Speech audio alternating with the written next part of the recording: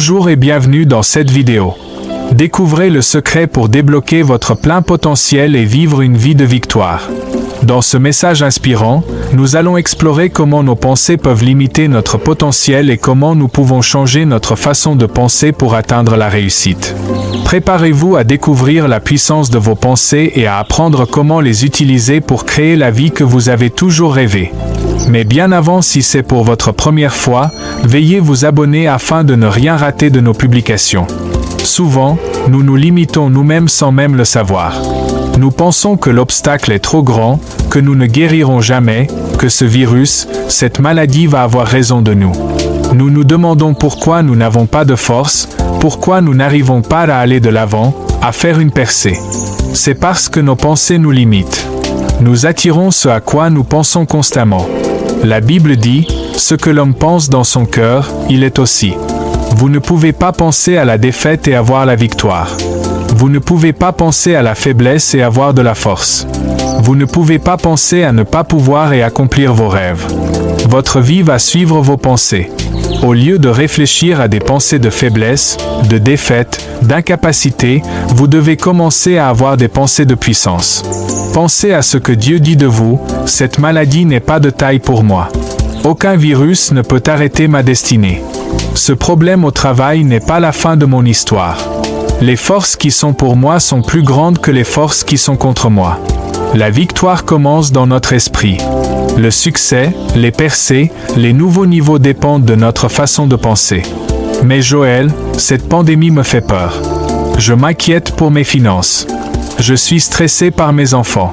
Cela attire plus de négativité, cela vous rend plus faible, cela draine votre force, votre énergie, votre passion.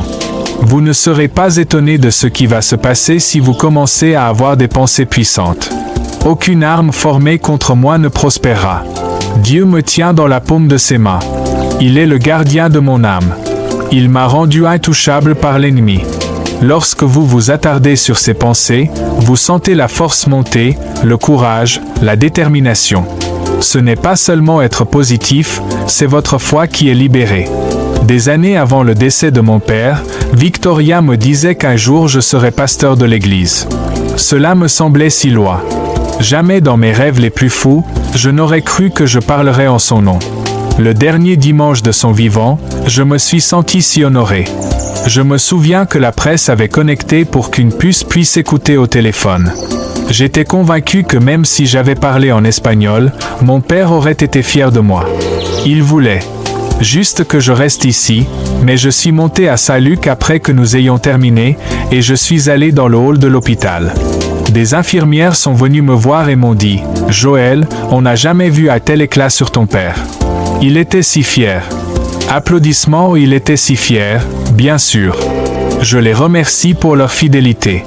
Il était rayonnant. Je ferai tout au monde pour lui, pour toute la famille.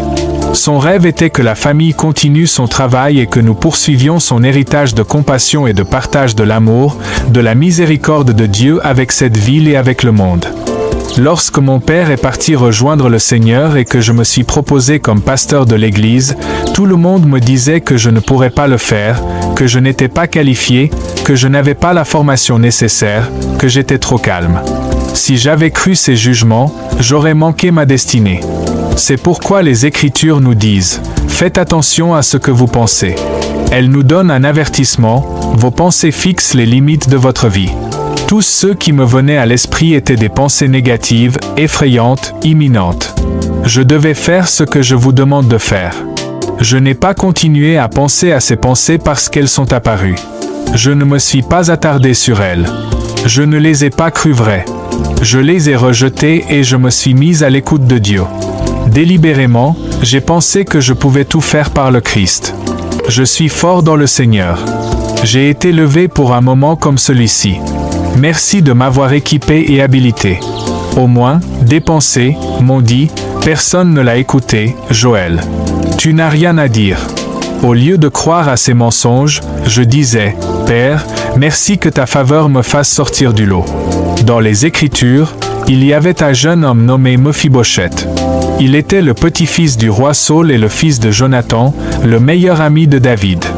Mephibosheth était aimé dans la royauté, destiné à monter un jour sur le trône. Mais à 5 ans, son grand-père et son père ont été tués dans une bataille. Lorsque la nouvelle parvint au palais, la nourrice qui s'occupait de lui le prit dans ses bras et s'enfuit en courant, craignant que l'armée ennemie ne vienne le tuer. Dans sa hâte, elle fit accidentellement tomber Mephibosheth, lui blessant les 2 jambes. Il est devenu infirme à vie. Parfois, des personnes bien intentionnées peuvent vous faire tomber. Cette infirmière avait de bonnes intentions, elle essayait de l'aider, mais il est tombé. Les années ont passé, et Mephibosheth a fini par vivre en exil dans une ville appelée Lodébar, l'une des villes les plus pauvres et les plus délabrées de l'époque. Le nom Lodébar signifie sans pâturage, c'est comme un terrain vague sans verdure, sans endroit pour cultiver. Mephibosheth, le petit-fils du roi, avait la royauté dans son sang. Ils avaient vécu dans le palais, maintenant ils vivaient dans les taudis, survivant à peine. Un jour, le roi David pensait à son ami Jonathan. Il demanda à des hommes si un membre de la famille de Jonathan était encore en vie, pour qu'ils puissent être bons avec eux.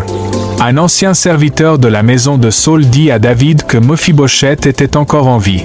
Les hommes de David sont partis à la recherche de Mephibosheth dans les bidonvilles de Lodébar et ils ont finalement trouvé Mephibosheth, qui était maintenant un homme adulte.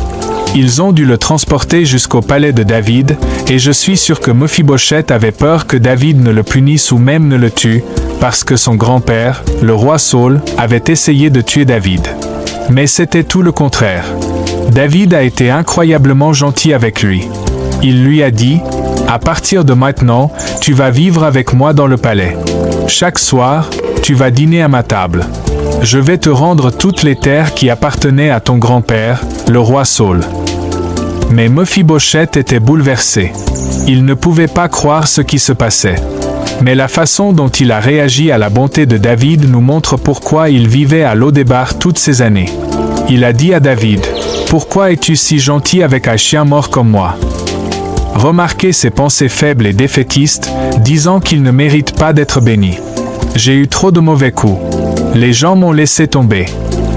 Je me demande combien d'entre nous font comme Mephibosheth. Nous sommes des fils et des filles du Dieu Très-Haut. Nous avons la royauté dans notre sang. Nous sommes destinés à régner dans la vie. Mais parce que nous avons été abandonnés, quelqu'un nous a fait du mal, nous avons connu des déceptions, les choses n'étaient pas justes.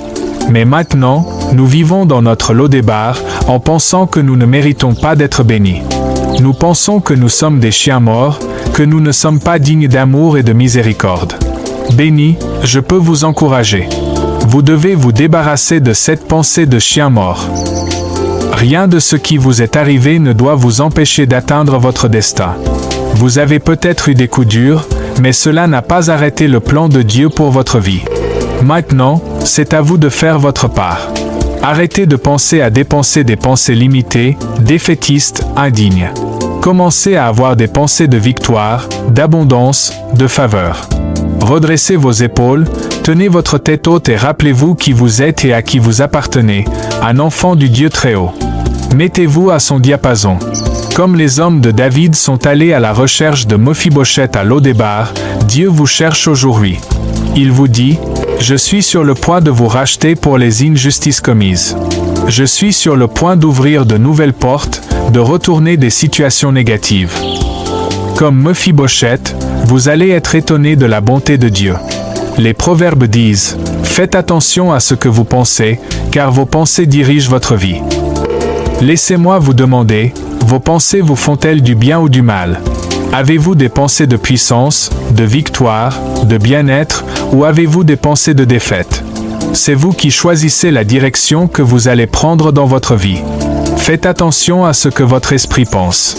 Ne laissez pas entrer n'importe quelle pensée dans votre esprit, car si elle est négative et décourageante, elle peut vous faire du mal. Concentrez-vous sur ce que Dieu dit de vous. Les pensées murmurent peut-être que rien de bon ne se trouve dans votre avenir, que vous avez connu vos meilleurs jours, mais si vous êtes hardi et sûr, cela vous manquera votre destin. Oubliez ces pensées défaitistes et ayez des pensées puissantes. Quelque chose de bien va m'arriver. La faveur m'entoure comme un bouclier. La bonté et la miséricorde me suivent. Lorsque vous traversez des moments difficiles, le diable va faire des heures supplémentaires pour essayer de vous convaincre que le problème est trop important, que vous ne vous en sortirez jamais, que vos dettes et votre mariage ne s'amélioreront peut-être jamais. Il sait qu'il peut vous garder vaincu dans vos pensées, et cela vous regardera vaincu dans votre vie. La bataille se déroule dans notre esprit. Il est temps de prendre le contrôle de vos pensées et de les aligner avec la parole de Dieu. Les pensées vous disent que ça ne changera jamais, que vous ne pouvez plus supporter, que vous devez abandonner ce rêve. Mais au lieu d'avoir des pensées faibles qui attirent encore plus de faiblesse, retournez-vous et ayez des pensées puissantes. Oui, ce problème est important, mais j'ai une armée de force pour chaque bataille. Je suis rempli de puissance. Ce que Dieu a commencé dans ma vie, il le finira. Cette difficulté n'est pas venue pour rester, elle est passagère. Dieu a dit qu'il ne vous laissera jamais affronter quelque chose que vous ne pourrez pas gérer. Il vous donnera toujours la grâce, la force, la foi pour tous ceux qui se présentent à vous. Mais si vous croyez à ces mensonges, c'est trop.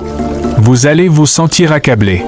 Si vous attardez sur des pensées de faiblesse, de limitation, d'incapacité, vous resterez bloqué là. Vous devez faire attention à ce qui se passe dans votre esprit. Cela a peut-être plus à voir avec votre situation que vous ne le pensez.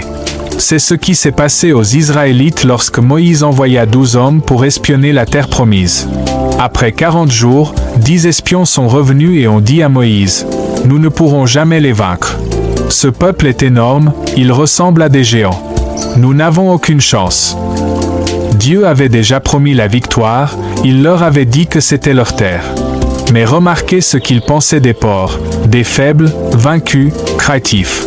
Les deux autres espions, Josué et Caleb, sont revenus avec un rapport différent. Ils ont dit à Moïse, « Nous sommes tout à fait capables de prendre ce pays. Oui, le peuple est nombreux, mais nous savons que notre Dieu est plus grand. Montons tout de suite et prenons-le. » Ce qui est intéressant, c'est qu'ils ont vu les mêmes géants que les 10 autres espions. Josué et Caleb ont vu les mêmes problèmes, la même opposition, le même pays. Mais au lieu d'avoir des pensées de défaite, ils ont choisi de penser à la puissance. Ils n'étaient pas plus grands que les autres espions, ils n'avaient pas plus d'entraînement, plus d'expérience, plus d'armes. La seule différence était leur façon de penser. Le rapport négatif des 10 espions commence à se répandre dans le camp des Israélites. Très vite, les 2 millions de personnes qui avaient échappé à l'esclavage en Égypte ont eu peur, se sont inquiétés. Ils ont dit à Moïse, « Retournons en Égypte, retournons à l'état d'esclavage. » C'est dire à quel point nos pensées sont puissantes. 10 hommes ont infecté le reste du peuple. Ils ont fini par errer dans le désert pendant 40 années. Faites attention à la façon dont vous pensez. Ne soyez pas affectés, ne ratez pas votre destin. Êtes-vous comme l'un des 10 espions? Je ne peux pas vaincre cette maladie, je ne peux pas réaliser mes rêves. Rêve? Je n'ai pas de relation, j'ai eu un gros revers au travail, ça va ruiner mon entreprise. Aucun des défis que vous rencontrez n'est une surprise pour Dieu. Il vous fera face si vous ne pouvez pas les gérer. Comme les Israélites, il vous a déjà promis la victoire. Ne restez pas coincés dans une mentalité de vaincu. L'apôtre Paul a dit, « Merci à Dieu qui nous a toujours fait triompher. » Il n'a pas dit de temps en temps ou la plupart du temps, mais toujours. La situation peut être difficile maintenant, mais gardez la bonne perspective. La victoire est dans votre avenir, la guérison est dans votre avenir, l'abondance est dans votre avenir, la liberté est dans votre avenir. Oui, les géants sont peut-être grands, mais notre Dieu est plus grand. Il a séparé la mer Rouge, il a fermé la gueule des lions, il a ramené les morts à la vie. Cet obstacle n'est pas de ta taille, mais pour lui, il n'est pas trop grand. Il ne vous a pas amené jusqu'ici pour vous abandonner. L'obstacle peut être élevé, mais notre Dieu est le plus élevé. Un virus peut être puissant, mais notre Dieu est tout-puissant. Je vous demande d'être comme Josué et Caleb, de penser à la puissance, de penser à ce que vous pouvez faire, de penser à la victoire. Ne regardez pas la taille du problème, regardez la taille de Dieu. Car je connais les plans que j'ai pour vous, déclare le Seigneur, des plans pour vous faire prospérer et non pour vous faire du mal, des plans pour vous donner de l'espoir et un avenir. N'ayez pas peur, car je suis avec vous. Ne soyez pas consternés, car je suis votre Dieu. Je vous fortifierai et je vous aiderai, je vous soutiendrai de ma main droite. Faites confiance au Seigneur de tout votre cœur et ne vous appuyez pas sur votre propre intelligence. Dans tout, voyez son chemin, mettez-vous à lui et il rendra vos sentiers droits. Car nous savons que pour ceux qui aiment Dieu, toutes choses concourent au bien, pour ceux qui sont appelés selon son dessein. Quant à toi, sois plus fort et n'abandonne pas, car ton travail sera récompensé. Dans l'histoire de la terre promise, il est significatif que 10 espions étaient négatifs et que seulement 2 étaient positifs. Ces statistiques correspondent à peu près à ce que nous trouvons aujourd'hui. 80% des gens sont négatifs et 20% sont positifs. 80% se concentrent sur l'ampleur du problème, vivent dans la peur, vous diront que vous ne vous en sortirez jamais, que vous devriez vous contenter de rester là où vous êtes. Mais si vous voulez accomplir votre destinée, vous devez aller à contre-courant. Vous ne pouvez pas vous contenter de vous intégrer, de avoir peur comme la plupart des gens, de vous plaindre comme vos collègues. Être négatif comme ce voisin. Dieu cherche des Josué, des Caleb, des gens qui se distinguent, des gens qui croient qu'en dépit de ce qui semble impossible, ils ne sont pas découragés par l'ampleur de l'opposition. C'est ce qui va se passer. Vous devez garder votre esprit car les mauvaises nouvelles se propagent plus vite que les bonnes. J'ose dire qu'il y a de bonnes nouvelles. Nous sommes capables. Mais cette nouvelle n'est allée nulle part. Lorsque les gens ont entendu que les géants étaient trop grands, qu'ils n'avaient aucune chance, cette nouvelle s'est répandue comme une traînée de poudre dans tout le camp. Les pensées négatives sont contagieuses. Tout autour de nous, il y a des analystes de nouvelles négatives qui nous disent à quel point la maladie est mauvaise, à quel point l'économie est mauvaise, ce qui pourrait arriver, comment cela pourrait devenir bien pire. Je ne les blâme pas, ils font juste leur travail. C'est bien d'être informé, mais vous ne pouvez pas laisser ce poison rester dans votre esprit. Si vous continuez à y penser, vous finirez par avoir peur, par être inquiet, paniquer, penser que vous ne vous en sortirez jamais. Lorsque vous attardez sur les pensées négatives, cela devient un cycle qui entraîne toujours plus de pleurs, plus d'inquiétude, plus de défaites. J'ai une piste cyclable que j'aime beaucoup emprunter. Le TRAG prend environ 1 heure. La plupart du temps, c'est plat, mais il y a une très grosse colline et pour la gravir, il faut se creuser les méninges et se dépasser. J'aime faire de l'exercice, je me prépare toujours mentalement à cette colline et j'apprécie le défi. Mais ce jour-là, j'étais fatigué, j'avais fait de l'exercice et j'avais eu 2 jours difficiles auparavant. J'avais beaucoup voyagé, je n'avais pas beaucoup dormi. Environ 10 minutes après le début de mon parcours, j'ai commencé à penser que je ne voulais pas monter cette côte, que je n'en avais pas la force, que je ne voulais pas avoir à pousser. Je n'arrêtais pas de la redouter et de me répéter sans cesse à quel point il allait être difficile, me demandant si j'arriverais à la monter. Et à un moment donné, j'ai reçu un appel téléphonique. J'ai mis sur haut-parleur et j'ai commencé à parler pendant que je roulais. Nous avons parlé, et environ 20 minutes plus tard, j'ai raccroché. Je vais recommencer à penser à ma promenade à vélo et que je ne voulais pas monter cette colline. Quand j'ai regardé, j'ai réalisé que j'avais déjà monté la colline. Je l'avais montée pendant que je parlais, mais comme j'étais occupé et que je ne pensais pas à la difficulté de la course, que je ne me convainque pas que je n'y arriverais pas. Je les monte sans problème. Mes jambes me brûlaient pas, je n'étais pas essoufflé, je ne me sentais pas plus fatigué qu'avant. Je ne me souviens même pas de l'avoir montée. Je me demande combien de choses que nous nous disons que nous ne pouvons pas faire sont comme cette colline. Je ne peux pas m'engager à faire ce remboursement de crédit, je ne peux pas faire face à ces personnes injustes au travail, je ne peux pas gérer ce problème de santé, je ne peux pas gérer cette conversation difficile. C'est trop difficile. Nous redoutons les choses, nous pensons que nous sommes vaincus, alors que la vérité est que nous avons déjà été équipés pour y faire face. Nous avons la force pour toute chose. Lorsque Dieu vous a créé, il a mis en vous tout ce dont vous avez besoin pour accomplir votre destinée. Maintenant, arrêtez de vous dire ce que vous ne pouvez pas faire, que ça ne va pas marcher. Tout ce que cela fait, c'est vous rendre plus faible. Lorsque vous arriverez à cette colline, vous découvrirez que c'est plus facile que ce que vous ne pensiez. Vous allez avoir une force que vous ne saviez même pas que vous aviez. C'est comme lorsque votre voiture monte une côte et que les cylindres supplémentaires se mettent en marche pour vous donner plus de puissance quand vous en avez besoin. La grâce de Dieu va se manifester et vous aider à faire ce que vous ne pouviez pas faire. La clé est de ne pas annuler la force avec des pensées de pleurs. Chaque matin, lorsque vous vous réveillez, vous devez faire le plein d'énergie et orienter votre esprit dans la bonne direction. Ne laissez pas passer n'importe quelle pensée. Vous devez avoir des pensées avec un but précis.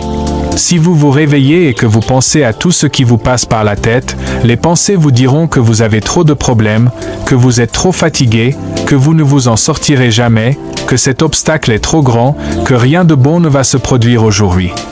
Si vous ne donnez pas le ton de la journée, les pensées négatives le feront pour vous.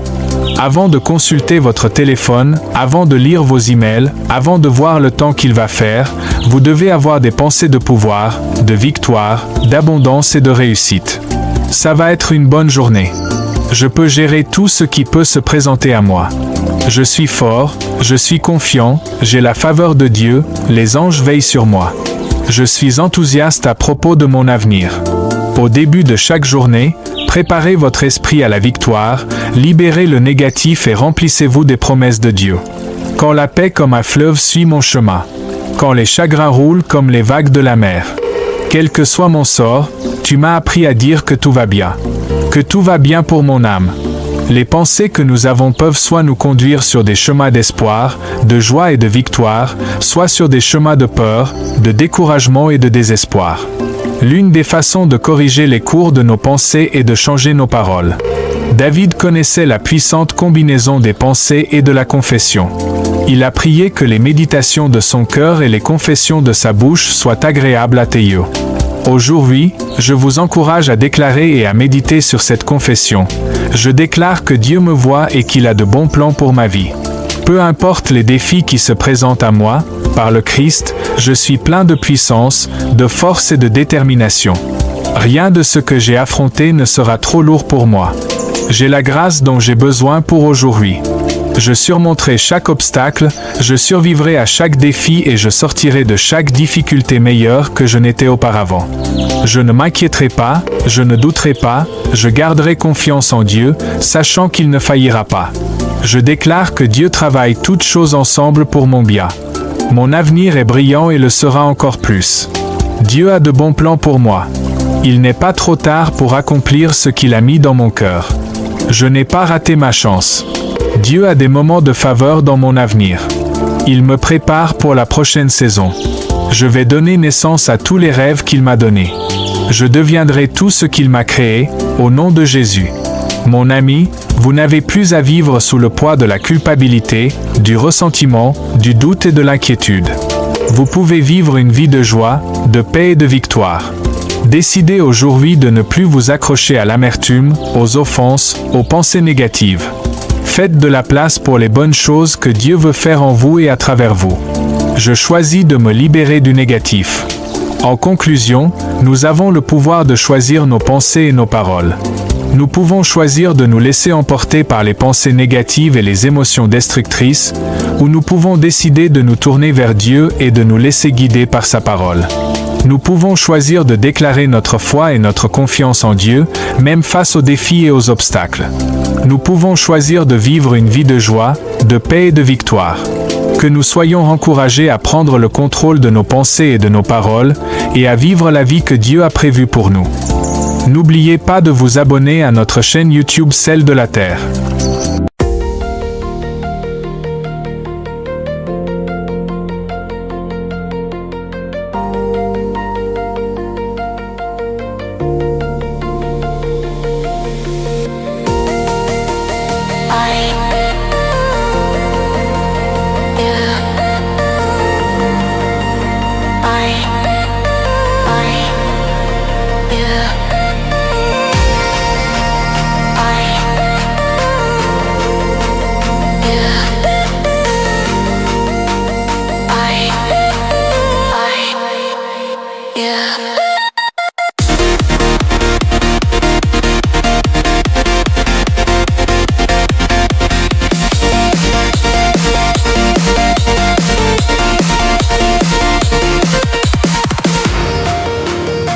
I